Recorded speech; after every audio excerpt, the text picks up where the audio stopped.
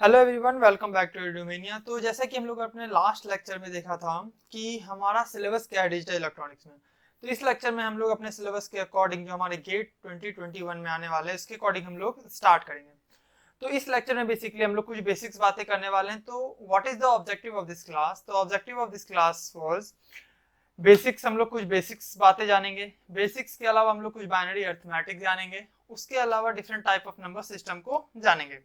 तो ये तीनों टॉपिक आज हमारा रहेगा। यह चूंकि पहला लेक्चर है तो ये काफी बेसिक से स्टार्ट होगा, फिर हम लोगों के पास काफी कुछ है जानने को। तो बेसिक्स में हम लोग ज्यादा टाइम नहीं वेट करेंगे, ज्यादा टाइम वेस्ट नहीं करेंगे, क्योंकि आई होप आप लोगों को बेसिक्स पता होंगे। फिर भी मैं एक थोड़ा ओवरव्यू दे दूंगा। तो चलिए शुरू करते हैं। पहला आता है नंबर सिस्टम। तो बेसिकली डिजिटल इलेक्ट्रॉनिक्स में हम लोगों को जो नंबर सिस्टम पढ़ना है that is categorised into two part. First is positional, दूसरा नॉन पोजिशनल। तो पोजिशनल बेसिकली इसके पोजीशन पे डिफाइन होता है, क्योंकि नंबर सिस्टम में और डिजिटल इलेक्ट्रॉनिक्स हम लोग जो भी पढ़ते हैं that is completely based on zero and ones. तो वन और जीरो का पोजीशन क्या है ये मैटर करता है। तो उस मैटर वो पोजीशन कहाँ पे है तो उसको हम लोग पोजिशनल नंबर सिस्टम कहते हैं। नॉन पोजिशनल हमें नहीं पढ़ना है डिजिटल इलेक्ट्रॉनिक्स में, तो उसकी बातें हम लोग नहीं करेंगे। तो ये हो गया नंबर सिस्टम, पोजिशनल और नॉन पोजिशनल। इसके बाद हम लोग तो बात करते हैं लॉजिक के बारे में। तो डिजिटल इलेक्ट्रॉनिक्स में दो तरह के लॉजिक हम लोग देखते हैं। तो पहला होता है पॉजिटिव लॉजिक, दूसरा होता है नेगेटिव लॉजिक। ये पॉजिटिव लॉजिक और नेगेटिव लॉजिक क्या, ये आपको क्वेश्चन में कभी कभी मेंशन रहेगा कि हम जो भी स्विच ले रहे हैं वो नेगेटिव लॉजिक है या पॉजिटिव लॉजिक है। यदि मेंशन नहीं है तो डेफिनेटली हम लोग पॉजिटिव लॉजिक की बात कर रहे होंगे, अगर मेंशन कर दिया तो वो नेगेटिव लॉजिक होगा। तो यदि पॉजिटिव लॉजिक की बात करें तो जो पॉजिटिव लॉजिक में जो हाई वोल्टेज होता है उसको हम लोग 1 से डिनोट करते हैं और लो वोल्टेज को 0 से डिनोट करते हैं, जबकि नेगेटिव लॉजिक में जो हाई वोल्टेज होता है वो 0 से डिनोट होगा और जो हमारा लो वोल्टेज होगा वो 1 से होगा।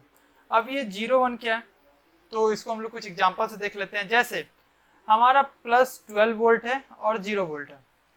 तो जब पॉजिटिव लॉजिक की बात करेंगे तो ये हमारा ज्यादा है, मीन्स हाई वोल्टेज है, ये लो वोल्टेज है। तो इसको हम लोग 1 से डिनोट करेंगे और ये लो वोल्टेज को 0 से डिनोट करेंगे। लेकिन यदि हम लोग नेगेटिव लॉजिक की बात करते हैं, जैसे -5 वोल्ट है और 2 वोल्ट है, तो -5 वोल्ट लो वोल्टेज होना चाहिए। लेकिन जब हम लोग नेगेटिव लॉजिक की बात करेंगे तो जो हमारा लो वोल्टेज यानी कि जिसकी वैल्यू कम है, तो -5 छोटा है मीन्स लो वोल्टेज है, तो इसकी जगह हम लोग 1 यूज करेंगे और जो हमारा हाई वोल्टेज है जो कि पॉजिटिव वोल्टेज है 2 वोल्ट है, इसको हम लोग 0 की तरह ट्रीट करेंगे जब हम लोग नेगेटिव लॉजिक की बात कर रहे होंगे। तो ये इसका एग्जाम्पल था। आई होप ये नेगेटिव लॉजिक पॉजिटिव लॉजिक आपको क्लियर हो गया होगा। अब बात करते हैं बाइनरी अरिथमेटिक की। तो बाइनरी अरिथमेटिक में पहला आता है एडिशन। तो यदि दो वैल्यू हमें पता है ए और B, suppose this is the A, this is the B, तो 0 + 0 sum 0 carry 0, 0 + 1 sum 0 carry 1, 1 + 0 sum 0 carry 0, 1 + 1 में क्या होता है सम इज 0 कैरी इज 1। तो बाइनरी अरिथमेटिक में एडिशन में बस ये पॉइंट इंपॉर्टेंट है जो आपको अच्छे से याद रखना है। उसी तरह यदि हम लोग सब्ट्रैक्शन की बात करें तो सिमिलरली इसी तरह हमारे पास दो इनपुट है ए और बी, तो 0 0, तो माइनस हमारा जो रिजल्ट होगा वो कितना होगा 0। हमें बोरो कितना लेना पड़ा 0, 0 - 1। यहाँ पे ये पॉइंट इंपॉर्टेंट है, जब 0 - 1 होगा तो हमारा जो सब्ट्रैक्शन हो कि जो रिजल्ट आएगा वो आएगा 1 और जो हमारा बोरो होगा वो भी होगा 1। ये पॉइंट इंपॉर्टेंट है सब्ट्रैक्शन में। 1 - 0 तो माइनस इज 1, बोरो 0, 1 - 1 मीन्स दोनों 0। हमारा जो रिजल्ट होगा वो भी 0 होगा और जो हमने बोरो लिया वो भी 0 है। तो ये हो गया सब्ट्रैक्शन का केस। उसी तरह यदि तीसरा हम लोग मल्टीप्लिकेशन की बात करें,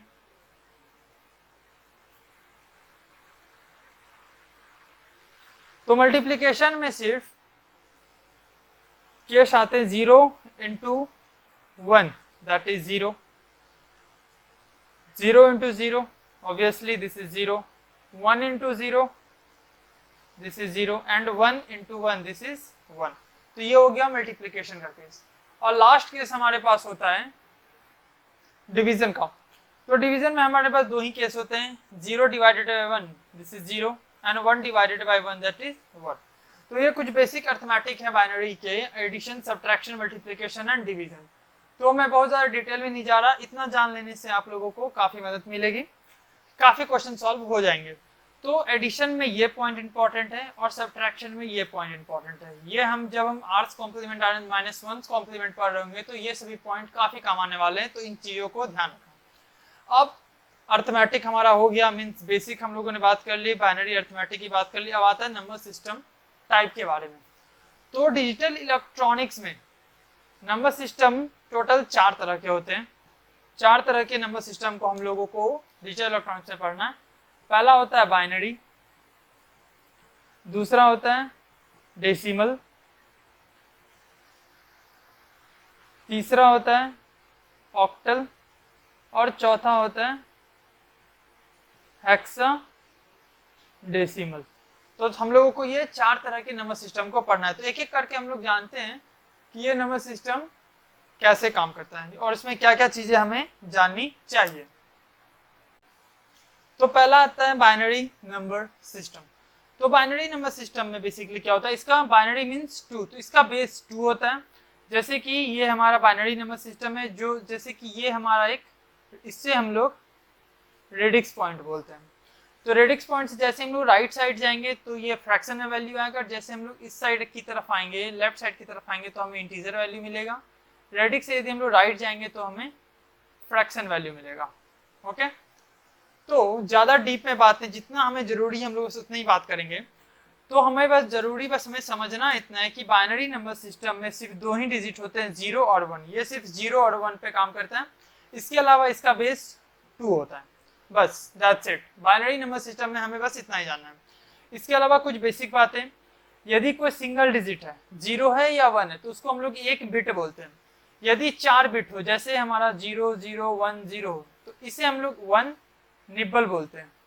ठीक है, और जो हमारा 8 बिट हो, 8 बिट मीन्स हमारा टोटल 8 डिजिट हो, जैसे मान लो 53 लिखना है तो 0 1 0 1 0 0 1 1 1, तो ये टोटल 8 बिट है। तो इस 8 बिट को हम लोग 1 बाइट कहते हैं।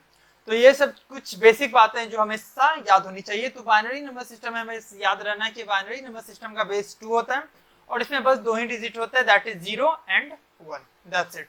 अब हम लोग नेक्स्ट की तरफ मूव करते हैं। दूसरा आता है decimal number system. Decimal number system का बेस 10 होता है और जो सिंबल इसमें यूज होते हैं वो 0 से लेके 9 तक यूज होते हैं। तो बस ये दोनों बातें हमें याद रखनी है। यदि हम लोग का इसका भी एक टेबल बनाना हो तो यहाँ पे रेडिक्स पॉइंट होगा, जैसे ही हम लोग यहाँ पे जाएंगे मीन्स राइट साइड जाएंगे तो हमें फ्रैक्शन वैल्यू मिलता जाएगा, और जैसे हम लोग लेफ्ट साइड जाएंगे तो हमें इंटीजर वैल्यू मिलता जाएगा।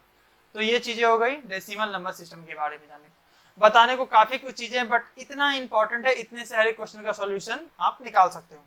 तो बाइनरी में बेस 2 सिंबल 0 एंड 1, डेसिमल में बेस 10 सिंबल 0 to 9। अब हम लोग बाकी 2 बचे देख लेते हैं। बाकी 2 बचे octal number system and hexadecimal number system. तो ऑक्टल नंबर सिस्टम का जो बेस होता है वो 8 होता है और जो इसमें हम लोग सिंबल यूज करते हैं वो 0 से लेके 7 तक। इसी तरह हम लोग टेबल बना सकते हैं कि रेडिक्स के जब हम लोग राइट साइड जाएंगे तो फ्रैक्शन वैल्यू मिलेगा means a to the power -1 a to the power -2, और जब हम लोग लेफ्ट साइड जाएंगे तो फ्रैक्शन वैल्यू मिलेगा that is a to the power 1 a to the power 2, ऐसे करके हमें वैल्यू मिलता रहेगा। मींस ये 0 से स्टार्ट होगा फिर 1 फिर 2 ऐसे करके। हेक्साडेसिमल की यदि हम लोग बात करें तो हेक्साडेसिमल में इसका बेस 16 होता है और जो सिंबल हम लोग यूज करते हैं इसमें ध्यान देने वाली बात है, इसमें टोटल 16 सिंबल होंगे। ऑलराइट, तो स्टार्टिंग 0 से होगा 9 तक, मीन्स 0 1 2 3 4 5 6 7 8 9। फिर हमारा आता है 10 11 12 13 14 15। 16 बेस है तो 16 सिंबल तो होंगे, लेकिन यहाँ पे ध्यान देने वाली बात ये है कि जो स्टार्टिंग के 10 होते हैं वो तो 0 से 9 हो गया। अब जो हमारा 10 है इसे हम लोग A बोलते हैं, 11 को B बोलते हैं, 12 को C बोलते हैं, 13 को D बोलते हैं, 14 को E बोलते हैं एंड 15 को F बोलते हैं। तो जो हमारा सिंबल होता है वो हेक्साडेसिमल में जो सिंबल होते हैं वो स्टार्ट होते हैं 0 to 9, फिर ये स्टार्ट होता है A to E। तो ये बातें याद रखने वाली है। हेक्साडेसिमल नंबर सिस्टम काफी इंपॉर्टेंट होता है और काफी जगह यूज होगा। मीन्स कहीं पे यदि आप लोग डी देखोगे तो इसका मतलब होता है 13, और यदि हेक्साडेसिमल सिस्टम में आपको यदि कहीं पे 14 आ रहा है, 14 आ रहा है तो आप 1 और 4 अलग अलग नहीं लिख सकते, इस 14 को आपको लिखना होगा ई। तो ये सब कुछ बेसिक बातें हैं। अभी हम लोग कन्वर्जन सीखेंगे अगले लेक्चर में, तो इससे आप लोगों को काफी क्लियर हो जाएगा। तो जानने वाली बात ये है कि जो हमारा बाइनरी नंबर सिस्टम होता है, बाइनरी नंबर सिस्टम का बेस 2 होता है, सिंबल 0 और 1 यूज करते हैं। इसके अलावा एक बिट है, एक डिजिट है तो उसको 1 बिट बोलते हैं। यदि हमारे पास 4 डिजिट है, 4 बिट है, 4 बिट को निबल बोलते हैं। और यदि हमारे पास 8 बिट है तो उसको हम लोग बाइट बोलते हैं। इसके अलावा डेसिमल नंबर सिस्टम में जो हमारा बेस होता है वो 10 होता है, और जो सिंबल हम लोग यूज करते हैं 0 to 9 मीन 0 1 2 3 to 9 तक यूज करते हैं। ऑक्टल नंबर सिस्टम का बेस 8 होता है और सिंबल हम लोग 0 to 7 यूज करते हैं। और lastly very important, hexadecimal number system का बेस 16 होता है और जो हम लोग सिंबल यूज करते हैं वो 0 to 9 यूज करते हैं। पहला 0 to 9 मींस टोटल 10 काउंट हो गए, बचे 6, तो 6 जो हमारा 10 से स्टार्ट होगा वो 10 से नहीं अब ए से स्टार्ट होगा। तो हेक्साडेसिमल सिस्टम में ये काफी इंपॉर्टेंट होता है। In a next video we will see some conversion, means हम लोग बाइनरी से हेक्सा में कैसे जाएंगे, बाइनरी से ऑक्टल में कैसे जाएंगे, ऑक्टल से डेसिमल में कैसे जाएंगे, डेसिमल टू हेक्साडेसिमल, मींस जितने भी प्रोबेबिलिटी पॉसिबल है, जितने भी परमुटेशन यहाँ पे पॉसिबल है हम लोग सभी करेंगे और आसानी से करेंगे, सीखेंगे कि आखिर वो किया कैसे जाता है।